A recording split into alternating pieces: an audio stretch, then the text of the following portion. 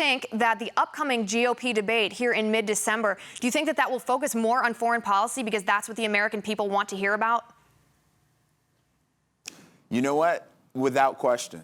When Paris happened, in that same day, President Obama said, hey, ISIS is contained, and everyone, even in his own party, has said, obviously, ISIS is not contained. People don't feel safe.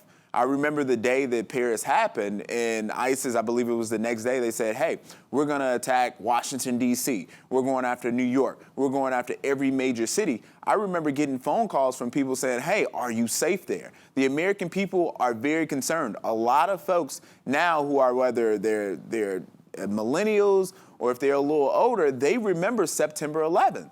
And just knowing what happened then and how there was so much fear. I was just a freshman in high school. I actually had just started that week, Simeon High School in Chicago. I remember how frightened people were. And those same feelings came back up when Paris happened. So this is definitely right, and it was exacerbated debate. this week, too, with the terror attacks in San Bernardino, right out here nearby to us. And I would agree. I was 11 years old at the time of September 11th, and it's scary. Those feelings of fear just never leave us.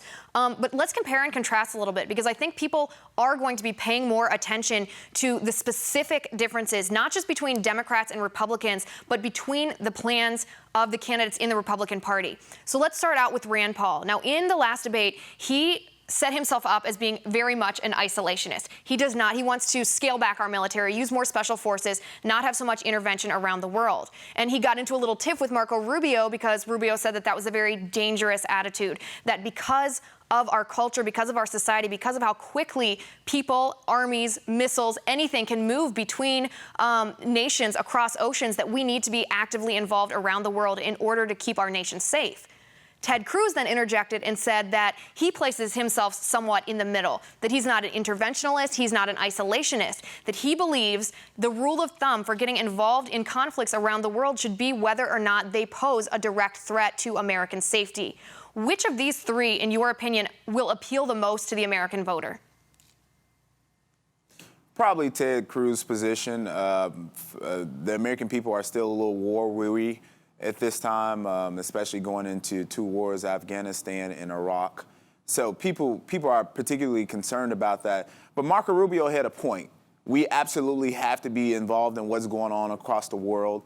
One thing people have to keep in mind is when we take out these leaders, there's always a group, a faction that's waiting in the wings. There's no good guys in this fight. There's not going to be a good guy that fills that void. There's going to be another extremist group. So we have to be very, very strategic with whom we take out, how we arm those in the Middle East who they may not have a government, but they want to fight for freedom. We have to be particularly careful on who we provide arms to. I mean, there's a lot of different components involved when Isn't that a matter of when we leave, policy, not when we enter those countries, though? Because I think you're giving a good example. I mean, Libya, for example, we helped knock out the dictator there, and look, that's opened it up for now there are 2,000 ISIS fighters retreating there. That's a perfect example of that. But is that an example of us leaving before the mission is completed, or us not should have been involved in the beginning?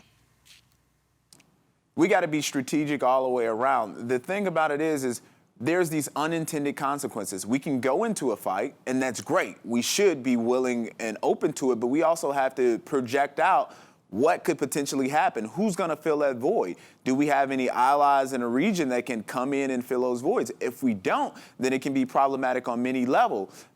And as you just articulated, we saw what happened before. So before we go into a situation, we need to know what the parameters are before we put ourselves in another situation where we have an ISIS down the road, a terrorist organization that has about $4 billion a year. That's how much they generate in revenue with 30,000 employees. We don't want to be in another situation like that where Americans are frightened to go outside because of this terrorist group who's very involved in social media. They're going on and threatening Americans, and Americans believe in it. So we have to be very, very considerate before we go in and take out any of these leaders, and we have to be considerate before we leave, because we need to make sure that we're not leaving before that we're not the fight leaving a is mess done. that's So worse than you're what we absolutely went right about into. that. And that's why I think this conversation No between the question about candidates it. is so important, to compare and contrast these things so that it serves as an education for the American people who might not have been paying attention previously about the consequences or the unintended consequences,